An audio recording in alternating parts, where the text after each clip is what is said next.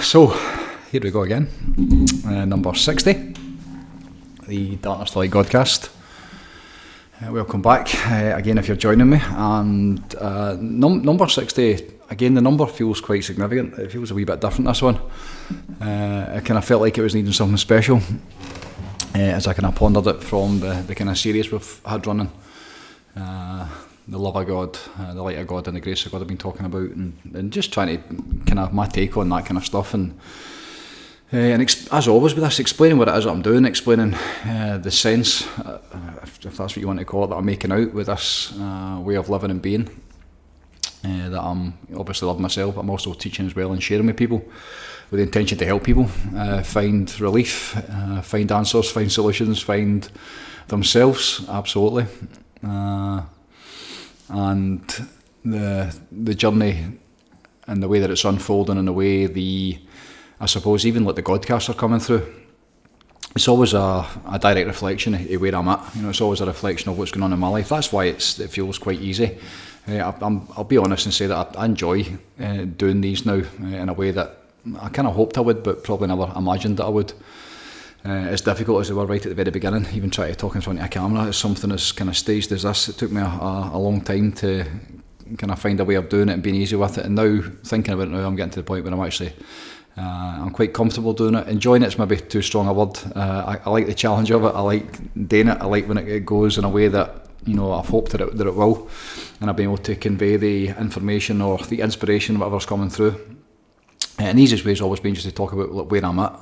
That's always been the way for social media. When I came right at the beginning, it's 2016 maybe, first time I was on social media, and like, how am I going to do this? And right at then, obviously because of what I'd been studying and learning with, and some of the teachers I've been blessed with, it had to be easy. It had to be something that was, it wasn't going to feel like hard work. That's why the preparation and the way that it comes together. It needs to be as easy as possible for me, otherwise it would be hard work and I wouldn't do it. And doing it this way, making it fun, making it relevant to the things that I'm going through and the things that I'm sharing with people. So the time when I'm talking about it, I'm living it, so I'm interested in it, I'm making sense of it myself, so that again feels easier. And when it's looking back, number 60, it must be 18 months-ish that we've been doing this now, and the intention's the same, to document and just talk about the stuff and put it out there and see who it attracts, whether it's in this time and somebody picks it up today when it's released, or whether it's in 20-30 years down the road. The information is timeless, the way that I've put it together, the way that I've worked it out, and the way that this way of living and being makes sense to me, and the way that it helps people when they get on about it. The lessons within it are universal. The lessons within it are stuff that's been about forever, and they've been explained many different ways with many different people for all the different corners of the world, and this is just my take on it. In this time, 2025, this really kind of very interesting time that we're living, and it's me as well as many other people, so I believe, are talking about it just now. Obviously a different way of living and being. For me, a seeker of the truth, a seeker of answers in terms of how it's meant to be, what it's meant to be, all about, what this life experience is supposed to be about. That's what the journey's been for me, and everything I'm doing is leading, towards the conversations. And I don't think people realise what's involved in that. It's been an interesting period the last wee bit, where having been really in it and on it for so long. The past probably 6.5, 7 months, it's been relentless for me. Too much towards the end, just becoming to the point where I wasn't really enjoying it. It was just too much of the same thing all the time, and it was getting better and better all the time, but it became time to get off it and get a wee bit of a break from it. And when you step away from it, and when you're right in the middle of the kind of the eye of the vortex, as it were, when you're basically the classes, and you're having expansion yourself, and you have people around about you, you're flying, and again all sorts of really cool experiences, mystical experiences, having shifts in their consciousness, healing's taking place, massive expansion taking place. That this year's been all about that. The amount of people around about this in terms of the programming in our circle. Many who have been here every week, especially like say the boys club. The shifts that have taken place and the expansion individually and as a group has been absolutely incredible to watch. And obviously, as I say to anybody, but I've said to that really recently, especially in such close kind of proximity to working, with these people weekly and sometimes daily, the conversations. Is it sooner or later it will stop? You will come off it, and that's quite hard to deal with when it's the first time you've actually been on it. When you've been in alignment and you're flying, you're in that flow state, and just life is a bowl of cherries. Can't get any better. And then at some point you do come off it. You will come off it, and I've seen that go from somebody who gets it and have a good day. To somebody else who gets it in, it's either a week or 6 months, or some people, just still flying a year later, with the changes in basically one experience, that reconnection back to the self. So, watching people coming on about it, experiencing the light and then the contrast that goes with it, and then watching them getting back on it, and myself as well. That's been the story for me this year. It's been very, very intense, but recently, after deciding that I had to do something different, and then really kind of coming off it, stepping away from it the way that I was, because it was too much. It wasn't making me happy. It was taking too much out of me and depleting me in so many different ways.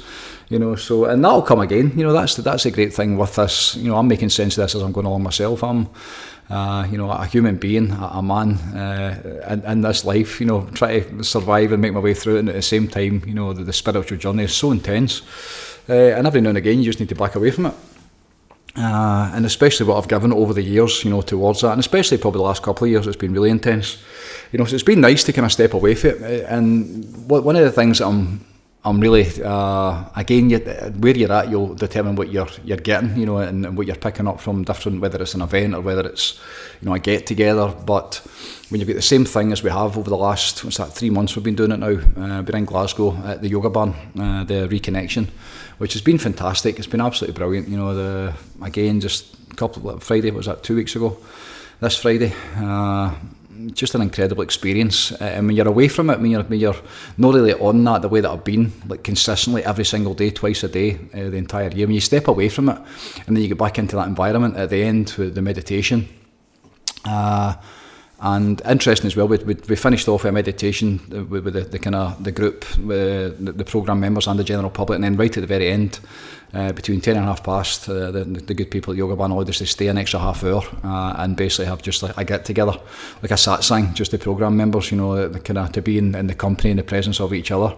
And that's what started this conversation, because being in that space and feeling what was going on in that meditation, I think there was probably 10 and 11 of us, 10:30 at night, Friday night, after they'd been in it for 3 hours, going through an entire event, and then the last half hour, it's for me certainly, maybe because at that point I wasn't then teaching, which I had been speaking and holding the space for the first 3 hours, but the last half hour we all sat together in that sacred circle, and created that sacred space. It made me very conscious and aware of, as I have been the last wee bit, but what's happening when we're in that space, what we're creating in that space, what the benefits of it is, for whether it's the individual and then how it affects collectively, and that's another entire conversation, but just feeling what was created. And for me it felt like the energy was so fast and so pure, it felt really clean. That was the word that kept coming through, just a really clean, like divine energy, literally creating a vortex, like always sitting together in meditation, in union.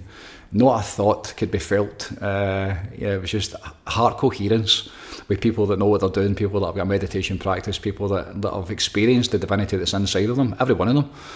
So then you're talking about enlightenment. When you start to get into that, people who are enlightened, they understand that there is a divine presence inside them, and I would say every single one of them has experienced it, more or less, certainly the high 90%. Maybe one or two are still making their way towards that just because they're just in the door or they're just getting in about it, but collectively in that space together, sitting in meditation, the power that was in it and how fast and just all powerful, the presence of that coming through. And I used to have a thing, it's actually on my previous board that I had above the ice bath, and it was called Mobile Vortex. And at the time I was, doing the river stuff, and I was doing the cold water groups back in 2017. And the idea that I always felt would be able to show up at different bits, because I've always known that the work in the vortex itself, in terms of what happens, it's not the building, and it's not the space. The space is created by doing certain things, as we did on Friday night, and generating through your intention primarily, but generating, this literal vortex that can be anywhere at any time. So, when we're sitting, you're sitting in that space, and you're sitting in those kind of elevated states, and you're tuning in, and you're feeling who's sitting beside you. It was really interesting to feel that, oh my God, that's because it's been a couple of years since that's really been the case, because I've not really been doing a lot of the travelling stuff. I did the tour last year, but the kind of the stuff I used to do for Heal Scotland and all that kind of thing, I felt as if the vortex was going out there all the time. So that's why when the yoga band came up, one of the intentions was to put something in Glasgow, so I could start to, get this work out there again. And it's been going great. And the next one, I think the tickets are it's halfway already, sold out already after just a couple of days. That's on the 19th. I believe it's the week earlier, so is that the second last, maybe the third last? It's a week, 19th, I'm sure it's the 19th, I need to double check it. But, the collective people together, the community, everybody in union, in coherence, and just watching what it does, so really grateful for all of that. So that's what got me thinking about it. That's what got me thinking about the sacred space, and sacred space is something that, if you're ever running about the programme, running about me, I talk about it almost every single day. I'm certainly involved in it every single day. It came through, within the programme members, we have a live meditation space that's basically open. It's a Zoom chat room that you can join anytime. And while I was making the recordings, when was that, last year? Maybe a year ago. Leading from it, probably this time last year, I was doing the live recordings every single morning. Managed I was on it forever, and managed to record hundreds of hours of recordings. And then when the wheels came off last November, and basically had to step away from it, what we did between myself and the members of the community was they kept it going in terms of that space. People would go in and sit and meditate. And they play music, or they play recordings from the previous sessions we'd had. So it worked out great, and then I would dip in and out and get back into it, and then it became really obvious to me that again, because of the intention, because of what people where they're at in terms of their work, and then you get into that space, it's like when I sit upstairs, when I get up out of bed in the morning time, I've got the same place and space that I use every single day, and it creates a literal vibration within that area that I'm sitting in. Of course it does. And the same is true, it's happened with this Zoom chat room. And last year, I'm sure it was maybe the turn of the year, the realisation that we had to be named as something very specific, and it came through the sacred space meditation. So it's somewhere we can meet somewhere from 3:30 in the morning until 11 o'clock at night, and sometimes 1, 2 o'clock in between. Like when you should be sleeping in bed, there's people basically sitting in that space in meditation, tuning into that area, that whatever that is. And many times you'll go on at times you wouldn't imagine there'll be 2 or 3 people sitting. I turned on this morning about 5:30. I'm sure there was 7 in it, just sitting in meditation in silence. And then when I go in, it was every day, twice a day for the best part of long enough there. And recently, because of one thing or another, I've stepped away from it. Not stepped away from it. I don't have the energy for it just now, so I've not been able to do it the way that I was doing it. Again, I'm in a different part of the wave just now. The wave has crashed for me, and I'm kind of relaxing and enjoying myself a wee bit. So, jumping out of bed at 4:30, 5 every single morning and doing the recordings as I was in here, and holding the space and the meditations twice a day. I only get to do that for so long, and then it's like, okay, I need to back off a wee bit, and then that'll come again. It always comes again, So this time I'm really enjoying being away from it, but. The sacred space itself, and then thinking about what it actually is and what we're doing, and then how why is that relevant to other people? Why should it be important to understand what it is? And very simply, what we're doing. It's like when you get into meditation, and the intention to be in that sacred space. I remember last year when Mark and John would be leaving Boys Club, I'll see you in the field. They would say that you'll see either that night or tomorrow morning we're sitting in meditation. It's fascinating what happens because of relationships, because of your I suppose your awareness, is to feel what's going on within this field of consciousness. When you're sitting in meditation as regular as we are, then you'll experience certain things, you'll experience certain synchronicities, or you might experience what somebody else is experiencing, things like that. You kind of tune in different ways, and you start to realise, again through your own direct experience, that these this realm, I suppose, or this way of living or being, or this way of navigating your way through the world, is very real, and it's something that it's difficult to explain, it's difficult to talk about in words, but it's very, very real, especially the amount of time that I've put into this, in terms of even just the quiet meditation practice. I counted up, it's well over 250,000 hours, since I started this.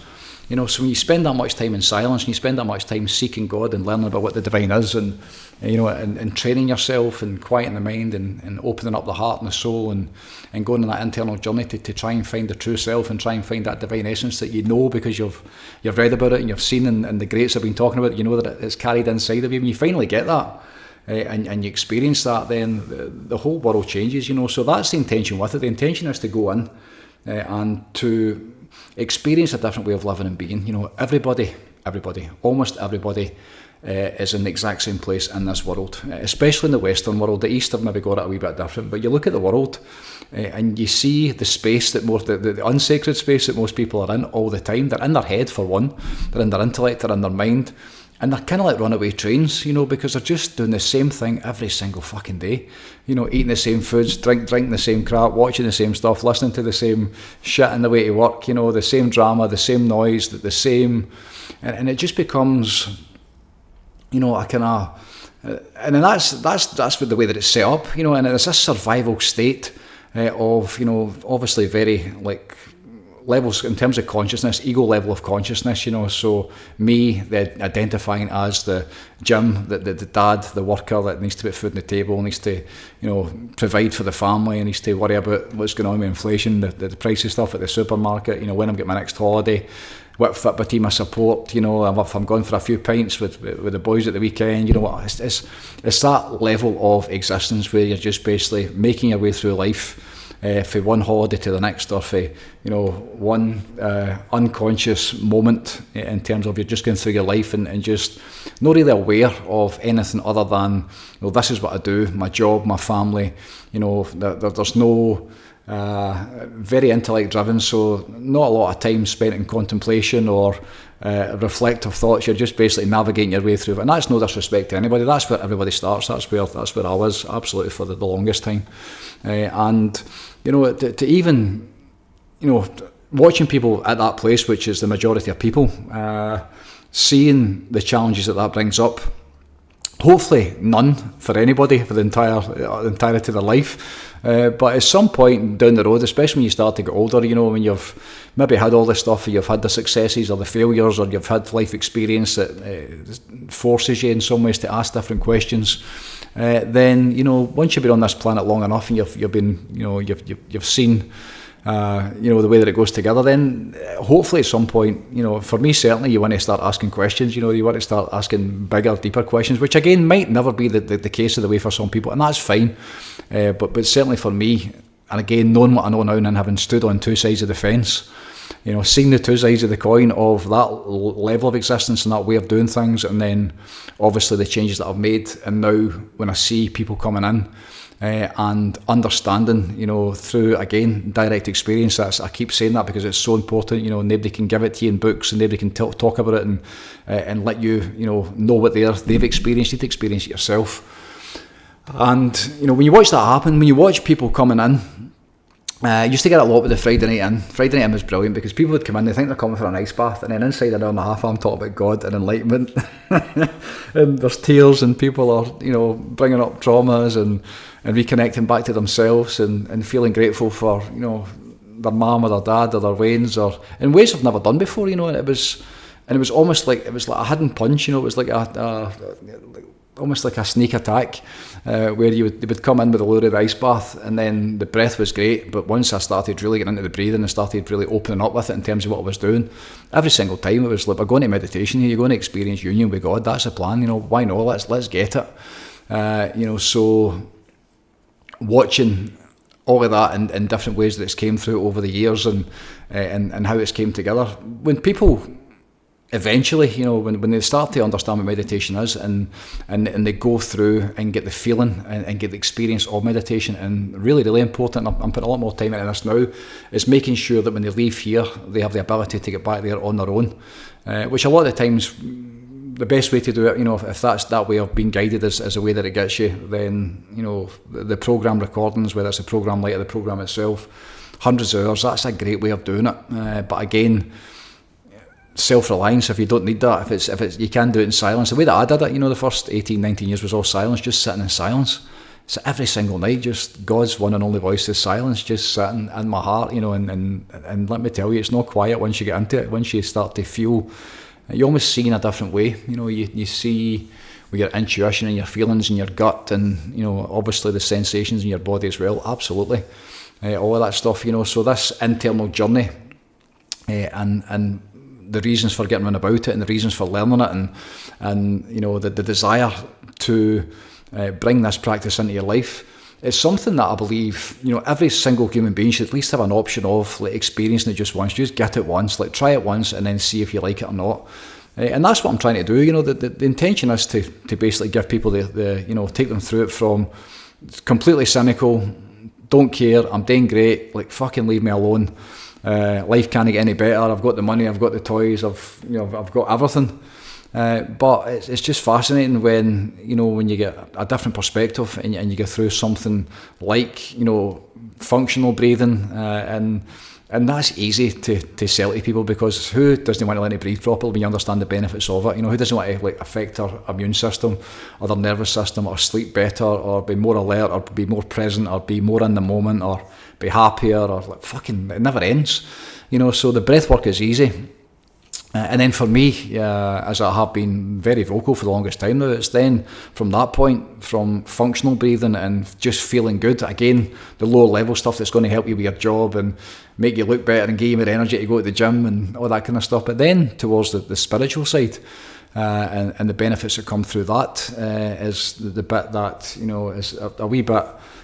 Most people probably would think that they don't want anything to do with it, or maybe when they see me, they definitely don't want anything to do with it. But once they get the experience of it, once they go in and they go, all right, so this is what meditation is. When I sit with my eyes shut and I feel how much I love my mum, or I feel how much I love my dog, or my dad, or my wife, or my weight, whatever it is, how you feel grateful, and you get to stop the constant, never-ending figure eight loop of stress in your head, that kind of, again, a runaway train.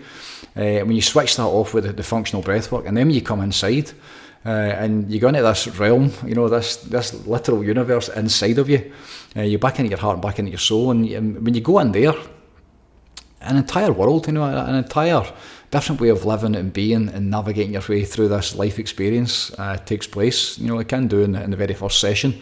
So at that point, when you start to reach that point, and you start to you've been through it, and you've got an option then, whether you want to bring it into your life or not. And it doesn't need to be sitting with robes and fucking incense and sandals under a waterfall, kumbaya. And it's not about that, very much aware of, for me anyway, and talking earlier on about how much, how this impacts my life, and this is my life, this is what I do, and I'm blessed now because of the situation I find myself in, and with the time and the space to basically everything goes towards this. But again, that's been created by design. But in the trees had we Murph out an hour ago, and stopped under a big tree for probably 15 minutes, hammering down the rain. It was absolutely wonderful being out in the rain again. It's been a really kind of dry summer here. It was lovely to kind of be in the rain. It was just so cleansing. And you could feel the trees kind of just soaking in. But standing underneath this big tree up at the Falls of the Clyde, and inside a couple of breaths, I'm back in my heart and I'm back in my soul, and I'm feeling the goodness of Mother Nature literally standing right behind me, this beautiful big tree. So then you're in a different world, then you're in a different place. I could feel my body start to heal instantly. I could feel, anybody that understands I've got a machine called an amp coil, which is a bioresonance machine, which basically plays the vibrations of certain frequencies that should be in your body. If your liver's healthy, your kidneys are healthy, there's all different viruses that carry different frequencies. And I go on it every single day. They're a fortune. I bought one probably 5-6 years ago. and they're an absolute fortune now, and they're something that I absolutely love and fantastic benefits from it. But all that tech and basically how it goes together, and down standing underneath that tree, and the energy that was coming either through the tree or up through the earth or down through off the waterfall or whatever it was, wherever it was coming from, it was overpowering in ways that it was like a drug. It literally felt like a drug. My whole body was vibrating with it. I felt like this, wasn't like a beam of light, it was like a beam of energy coming right down through my shoulder. I'm just standing with my hands behind the tree, on the back of the tree. I had a wee cup of tea and I was just doing a wee bit of qigong. I was stretching and then I started breathing. I went inside and instantly, it's like when you stop that low level of just worrying and thinking and just striving and driving all the time, you actually fucking stop and you breathe and you just feel what's going on in that moment. It literally created a sacred space. And I stayed there for probably 10-15 minutes, coming in and out of it. There's nobody near where I go. It's a cracking wee bit. It's just perfect for it. Right on the waterfall, big kind of one of the trees that's right on one of the points where the land is separated whenever. And they trees become they're like almost like guards to the river or something. There's something about them when they hold a really significant kind of point on the earth. Whether it's split and it's up an embankment or whether it's a prominent place at the side of the ridge of the ravine. And this one's right on the ravine, and there's a wee kind of viewing area, and just tapping into it and just feeling the power. That tree's probably 200 years old. Beautiful big tree, a big pine, and it's just, when you actually stand and you breathe, and again it's intention, it's all intention, and it doesn't matter where you're at. Somewhere like that's fantastic, but at the same time I say it all the time, this can be sitting at the traffic lights, when you've got whatever it is, a minute and a half to 3 minutes, and the lights stop, and you're stressed out, you're not, and the radio's going, and your phone calls are coming in. It's a great opportunity you can't go anywhere, so just to stop and give yourself the chance to take maybe 5, 10, 15 breaths.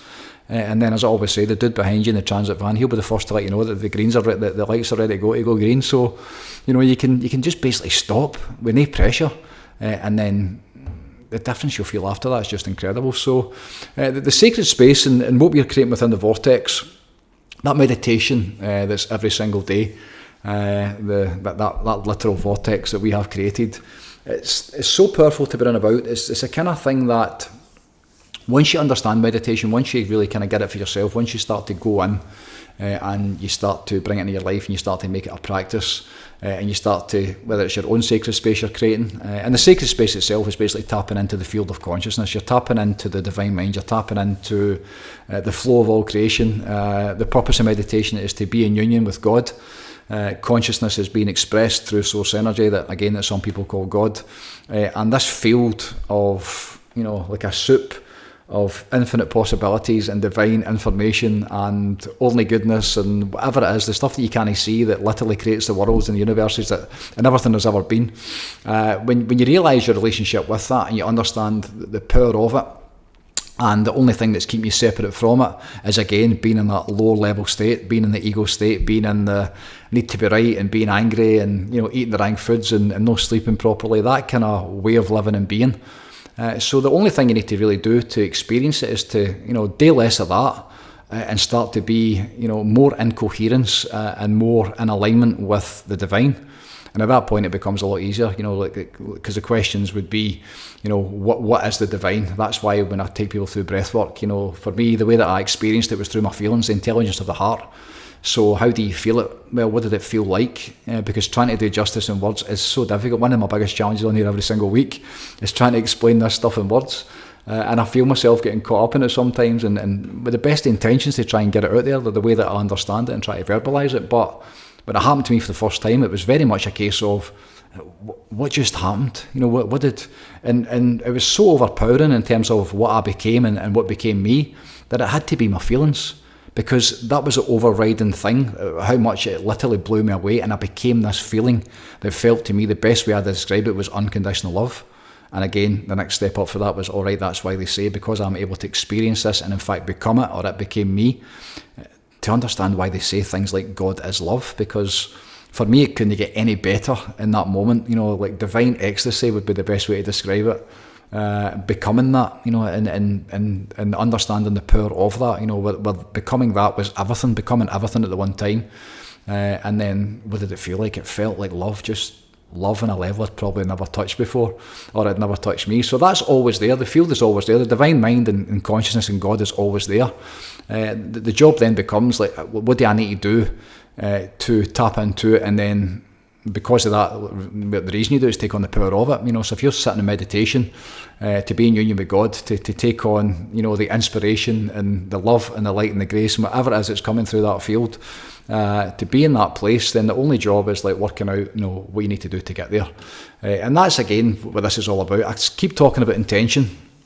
Intention's the big thing. Intention's everything. If you have the desire and you are devotional with your practice in terms of excuse me, we second.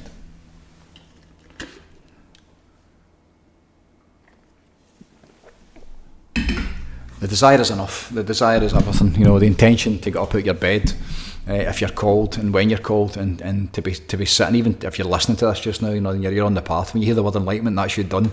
Nothing else will ever do. As the Buddha got me all the years ago, the desire to become enlightened. Once you've got that desire from the Father, as Wayne Dyer used to describe it, I believe, from the Greek, I think it's Greek, desire, I could be wrong, but that's the way I remember it. That desire to get up and to know what God is, to be in the presence of God, to be in the presence of that. They say silence is the word that you would use, but it's anything but silence. To be in the kind of field of spirit, to be in that place. For me, it's very active. When I hear like Joe Dispenza even talking about, a void, the dark void, and I always really struggled with that. For me, consciousness is light. It's very much light.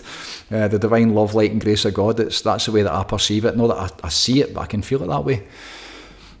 So to tap into it, to take on the power of it, to be in alignment with it, to stand, and in the eyes of God, to stand with your heart open and ask for help from the divine. You sit in silence long enough and you go in there every single day. I would suggest twice a day if you're really serious about it, but if you do that often enough, it's like one of the ones that I'm going to do this as long as it takes. There's a few things that I've done in my life, and the reason I'm able to do them, and one of them's one of the coolest things that I can do, and it's the simplest thing, and it's basically whistle. The ability to whistle loud is something that I decided one day I was going to learn how to do it. And I remember I must have been primary 6, primary 7. And I took the entire day. It might have took me 24 hours, I don't know, but I was on it for the minute I woke up. This is the day I'm going to learn how to whistle. And I learned how to whistle with my fingers, and then I learned how to whistle with my tongue as well. And the amount of times that I used that, it's especially with the pooch, but I mean, what an absolute incredible a tool and a skill set to have, and taking the day to get it was so worth it because of the amount of times that I've used it. And I think of that often, just the determination to get it. Sounds madness, but it's like if you're going to get this, that same mindset. One of the other things I did was it might be there, the book, The Hidden Dimensions, where you basically open the book up and it's the grid patterns, and you look at them in a certain way. And it pops out, so it becomes from 2-dimensional, turns into 3D, and it actually pops out the book. And I remember the day I decided I was going to get that as well, and I got it, and that might have been another 24 hours. My eyes were square by the end of it, but I'm doing this. I've decided I'm doing this, and I'm going to do it. That's kind of what you want for this. That's kind of why, because of what's your reason for doing it? Why? Because what you get from it. That's the bit for me all the time just now. It's like, I want people to get what I'm getting when I sit in these groups, when I sit in this sacred space, when we create, that just field of just absolute, we create it, but we tap into it with intention together. And you're given access and almost a kind of a blessing and the pleasure of being able to witness something together, and it's something very, very real, and it's something that doesn't need talked about, and it's something when people come out of it, maybe because the stage they're at now, it's very humble. It's very, there's no. It's such a gentle kind of field of energy to be run about, and the goodness that's in it. When people come out of it and they're talking after it, there's a goodness and there's a calmness and there's a presence within them. That people know everyone's going to be all right, and there doesn't need to. Exaggerate, or it's like perfect balance, and incoherence would be the best way probably to describe it. So that's the intention. That's the reasons for trying to get people run about it.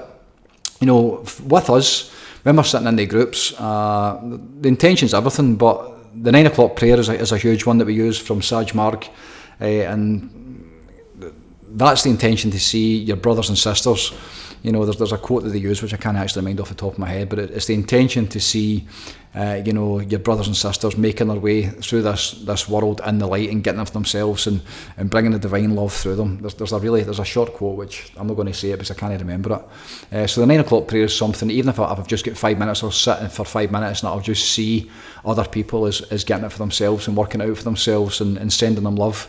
The morning time is definitely, even when I'm off it, the morning meditation, missing that isn't an option, never has been. It's been every single day. I don't miss my meditation. If I do, which has been a handful over the last probably 26, 27 years, the day doesn't go too well. So alignment first, and for me sitting, in silence and getting into meditation and reconnecting back to myself and basically stopping and letting go, which I'm having to do a lot just now. I'm still facing challenges on a few different fronts at the minute. It's no easy.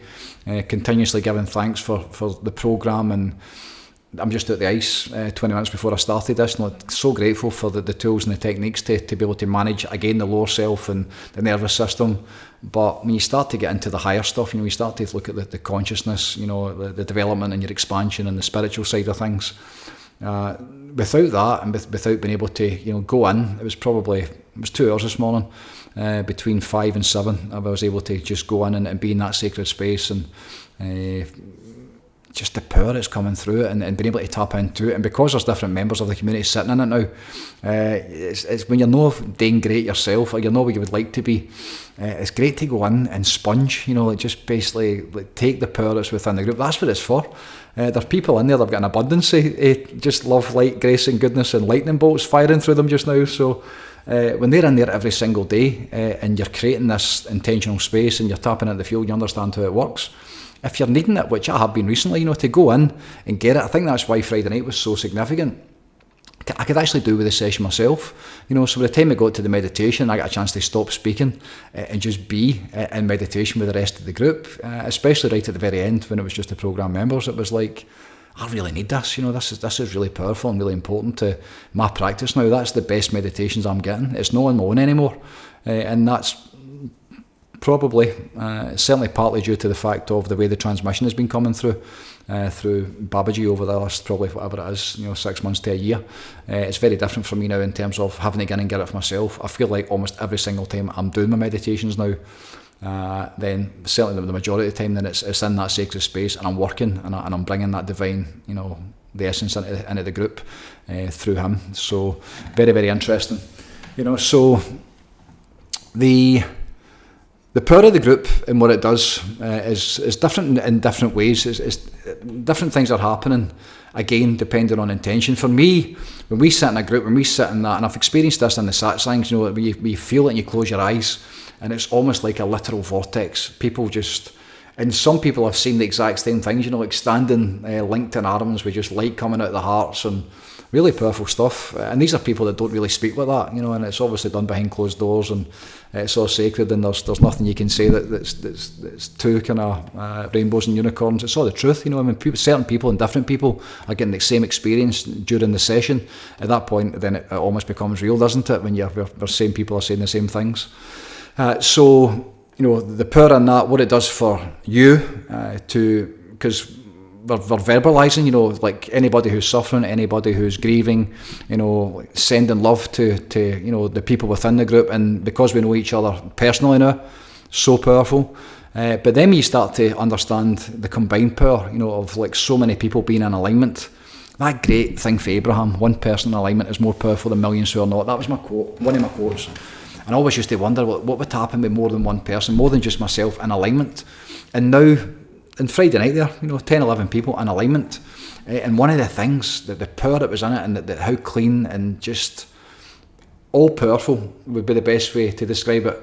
But as I'm in that meditation, I'm thinking, what would happen if say we'd 1,000 people of the same ilk of the ones that are standing beside me just now, like good people, like making their way, no drama, no ego, up doing the work every single day, like trying their best, doing the meditations, like people that are living the life, that they're authentically living the life of being on the programme and doing the work every single day. What would happen if we had 1,000 people at this same level in meditation, like in our hearts, connected to the field, the divine coming through us? What would that do to the world? Because I know even small groups, the impact that it makes. Hawkins used to talk about, the counterbalance effect of one person at a high level, somebody calibrating 500, 600, 700 on the scale of consciousness. He used to say that if Christ consciousness, if Jesus ever came back because of where he calibrates it, then the entire world gets fixed instantly. Whether that's true or not, who knows? We'll probably never ever know unless he does come back. But again, it's like the scientific experiment. If I sit in here and meditate and there's people in the room, like 2 rooms along, and you take their bloods before and after, then the things like serotonin and the feel good hormones and stress releases into the system, they're elevated in a positive way because I sit in meditation. So when you get a group of people doing that and you feel what's going on within that space, the counterbalance of that light, which I think is a big thing in the world just now, without sounding bonkers, I think it's a big thing in the world. The amount of people that are working in the light, the amount of people that are solution driven, I believe it, and I feel it in my heart, is counterbalancing a lot of the the darkness and the maniac side of the fence, or the nutters, that whole horribleness. The light of the divine and the goodness, and whether it's angels or archangels, whatever the fuck you believe, whatever it is that's coming through, whatever's like keeping this world in balance just now, I'm very aware of it. I'm very aware of, in so many different ways, the amount of people that are doing the work, that are talking about and living a different way of being in this world. So really exciting stuff going on, and to get it for yourself, to get it in a group, to bring it to the world. To be able to create it wherever you are, whether it's in the trees or sitting at the traffic lights, or the thought of like wasting your life sitting in front of a television, and then the amount of people that are spending their life basically scrolling through their fucking phones, it's an opportunity. The danger for me is we get to the end of this life and we miss this. You miss that basic opportunity to learn what meditation is, to learn what I'm talking about, to learn what a sacred space is, to understand the benefits you're going to get, by being, taking responsibility and taking control of your life, and and being the captain of your own fucking ship and deciding how you're going to feel. All of that comes, getting up in the morning time, taking 10, 15 minutes to yourself, sitting in silence, sitting in meditation, knowing what that is, like through your experience, really understanding what that is, and then taking the benefits from it, and then taking that into the world. That's what it's all about, to be in alignment with yourself, to be in alignment with the field. For us, blessed with the community, in terms of going through it together, and watching people that are, flying and holding the group up, and then they go off it, and other people are coming in, and there's more people joining. There's been a couple joined in the last week or so, which is great. There's no an application. It's just been finalised for people to join the programme. I'll explain that kind of further down the road. And when you get more and more people being drawn towards it, and I'm being more and more open in terms of what it is that I'm doing. This is really fucking hard. It's a spiritual community. There's no drama. There's no Instagram pitch done at the gym. There's none of that. It's just people living this life in accordance with the way, the spiritual path, seeking the truth, looking for answers, looking for solutions within their own life. Many of them on a healing journey, many of them, right at the very start of a healing journey, and what's being created, what in that sacred space. And the sacred space, then it starts to expand out to the communication that they have and the relationships that they have in daily life, and the friendships that are being formed. And even as I've been working, the reason I've been off it a wee bit, not off the vibe a wee bit, but I've been working really hard recently for my wife over the last week or so. It's been a lot of late nights, but some of the conversations with John and Mark, two of the men within the programme, and great being back in that building trade environment. It's like going to kind of work with your pals. It's felt like a wee bit. We've been putting new bathrooms in for, and I've been doing fencings and shutters, and it's been really physical and really demanding. And the conversations that we've had in work environments, it was 11:20 the other night, and it was just easy. It was light. It was because we know each other in a way that there's no bravado, there's no ego, there's nobody trying to be the best. The masks have all been taken off. We all know who each other is and are by the time we've spent together, and we know that we'll see each other when we leave there at night. We'll be in meditation at 5:30 the next morning, and we're in each other's lives, so that was really interesting to watch, and that sacred space created in that work environment. Just the goodness of being, in the, being run about just to evolve souls that are doing stuff to help me and help my wife, and I help the Waynes as well at the nursery. It was wonderful to be run about that level, and just again another awareness as to how this expands and how it develops and how it gets to impact, every single area of your life. It's absolutely wonderful. I'm really, really blessed, really, really grateful, So, Sacred Space, the meditation, and you hear me talking about Sacred Space, that's what it is. It's a group space that's on the Vortex every single day, 24/7, 365. It's never turned off. People sitting in meditation, listening to recordings, sitting in silence, listening to music. When I'm going in, I'm basically holding the space and the transmission's coming through me. But also, what is a sacred space, that field of consciousness? What is it we're tapping into? Tapping into the mind of God, tapping into the place where everything comes through. Literally spirit, being in spirit. Being in that field and tapping into that and stopping being yourself, handing yourself over. Hopefully becoming that at some point. That would be fantastic to become it all, to have universal consciousness. How good would that be? Something I would absolutely recommend, something I seek fairly regularly. It's like taking on a superpower, it's like really being in the flow of something that is literally the divine. It's divine, that is the divine. You're tapping into God, and it's to experience God, and it's to give you the power and the tools and the awareness and the techniques to be able to live this life in a different way. That's really what it's all about. And knowing that the sacred space is inside you. It's the ability to go inside and to tap in it, because it's an inside job. It's not up here and it's not outside. It's an inside job. You need to go deep inside yourself. And obviously, when you learn how to do that, then the sacred space can be created anywhere. Some of the most profound meditations I've had have been in like airports, or sitting in planes, or on a train on the way home from somewhere, and there's just noise everywhere. Sitting in dental offices, I've been in there and blissed out a couple of times, where people are on their phones and just can't stop, and just take in and sit and feel the energy in the room, and take 2 or 3 breaths, and just go back inside yourself and remember the power that's literally creating that, going inside that sacred space and creating that, so that you get to have this kind of concept of a mobile vortex of just goodness and love and light and possibilities. And as I've done for a long time, just get about trying to help people. That's when you're really in it and you're really flying and you're living it. You live it, you learn it, you study it, you teach it, you preach it, all that kind of stuff. And the desire is to help people. The desire is to basically pass it on. And that's an art within itself. That's one for another day. So we keep moving forward. It's tricky times for me at the minute. I am doing great. I'm doing absolutely fantastic. I'm working really hard on myself. I'm on the programme. I'm on my own programme. I'm working. The cold in particular has been fantastic. The Qigong has been incredible. Loving that every single day. Learning more and more every single day. I'll eventually teach that at some point, I would imagine, because of my martial arts training, and I'm already doing it in so many different ways, and just probably formalising it maybe.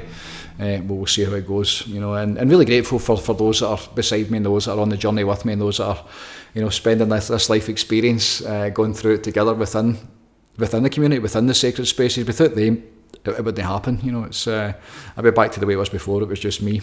So really grateful. And this week, watching one of the members in particular who had a death in his family, and seeing where he's been. When I met him, probably 2017, I would say. So the last 7-8 years, definitely probably 8 years since we met, and watching who he was as a human being, and then watching his journey, and then watching who he's became as a human being. And most significantly for me, watching who's became as a dad and as a husband has been incredible to watch. A man who I love very dearly. He's like a son to me. And he had a death in the family last week, and I went to the funeral to support him. The man that died, his grandfather was a man that helped raise him. And just watching him, and because death and grieving and going through that, I've spoken about it many times, but I'm through my mum. And it's such a powerful experience when it's done consciously, and when you can stay conscious during it and get the lessons as you're going through, and watching the big man go through it, and just carrying the family it looked like for what I saw in terms of the tears had been done, and the preparation required to get him ready for that day, and how he conducted himself during the day, and he did the eulogy. Which I think is really important. There's nothing worse than just somebody standing up that doesn't know who passed. That wasn't the case on this day, but a lot of the times you go to funerals and it's like some priest or reverend that's never met them, and they're just telling a story they've picked up. So for the big man to stand up and tell the story of who his granddad was, Very emotional, married over 70 years, and I was broken. I just compassion for the family, and really difficult to watch people you love suffering. That's, I can feel myself getting emotional just now. Oh my, I'm crying a lot now. But that's been a big thing for me just now. Is I'm running about some people that are really close to me that are suffering, and the compassion for that, and the desire to do anything that I can to take that away from them is there all the time, but just watching somebody make their way through, the funeral and the grieving process, and being there for everybody, and like a man, like an absolute gentleman, the same way as his granddad obviously was so. It was so wonderful to watch, what this work has done, what he's done with this work, and who he's became with this work, what he was able to give up. At a time where, if he tells the story, if you hear where he was and the stage he was at in his life, and then when he got on about this, how it literally saved his life, and then over the last, whatever it's been, 7-8 years, like who he's became, and watching him with his son, and it's absolutely beautiful. It's what it's all about, I realise it's what it's all about. So well done to you, my brother. You know who you are. Love you, and keep going, and just wonderful work, so. Again, sacred space being created. It doesn't matter where you are. When you bring in that love and light to any environment, then the whole thing changes. It's very interesting. So we keep going. We keep moving forward. Yoga Barn, as I said, the 19th. The community grows stronger every single day. It's simple. It's dead easy. And it's simple in some ways and not in others. It's really kind of waiting to the time you're ready for it. That's the really important part for us. That's why there's an application form. One of the reasons now is like people, they don't know what it is, and they like the idea of it, but what's actually required to get on about this and to get the benefits from it, it takes a whole load of work, and it's not really for the faint of heart. So it really needs to be at a certain time and a certain kind of space in your life. It always seems to be at the right time for those that stick around about it, but I think I'm just going to try to save people the time and effort if it's maybe not for them. We just need to see how that goes, but really blessed by those that are on about it. Really grateful for the community. All the good stuff, all the good people that are on about this and on about me. The plan is to get them on here. The first one has been confirmed, a new edition, and I'm thinking of the name of the series for this, because obviously there's different bits to the Vortex, and there's different no groups within it, not like that, but there's different between obviously the boys and the girls, and then there's the inner circle people I speak to every single day. They're the ones who are working for the Vortex, and there's people who are in the community who are absolutely light workers and intend to do this work. Some are already doing this work in terms of helping people in the communities or even in the workplace or day to day, just in their life, which this man certainly falls into, and somebody I can't wait for you to meet. So the plan is to get as many people on, the brothers and sisters within the community that are round about it now, and really just get them to talk about what they're doing with it and how it applies to their life, and what their take on it is, what their perspective of this work is, in terms of the stuff that I'm talking about. That would be my ideal, that would be my dream, that would be my ideal scenario, where I could bring people on and just get them to explain a wee bit of like the benefits that they've received from it and who they became, and watching their journey. Some in particular, there's a married couple within it, and this morning, and they're both sitting in meditation before their kids are up out of bed, and that for me is it. That when you have two good, like wholesome, lovely human beings up in meditation, married, in their family home, what a way to start the day. What a way for your children to even wake up in that environment. Again, there's another sacred space that's being created by intention. The desire to get it for themselves before their kids are up, and watching who they're becoming, and sitting in meditation and prayer together. Just so many different ways that I see how this benefits, and as always, the plans to pay it forward and to help more people get it, and reconnect back to this intentional way of living and being, and get this world back on its feet again. That's the plan, so onwards and upwards, where we keep moving forward. Number 60, the sacred space. Giving thanks for the sacred space. So much comes through it. Every single thing that I do, just about, it's always in either meditation or contemplation. So you're always in a sacred space when I'm doing this work, when it's coming through me. To get beyond the veil, to really know the divine, to know the self, to understand the field, to go into it and to take on the benefits from it. That's what it's all about. And I'm glad that number 60, which feels like kind of a significant number, it's been all about that, trying to explain what that is, and hopefully, inspire enough people to get on about it, and really start to ask the questions, the real questions, the important stuff, so we can get this world back on its feet again. Love and light, peace out, God bless, take it easy, and bye for now.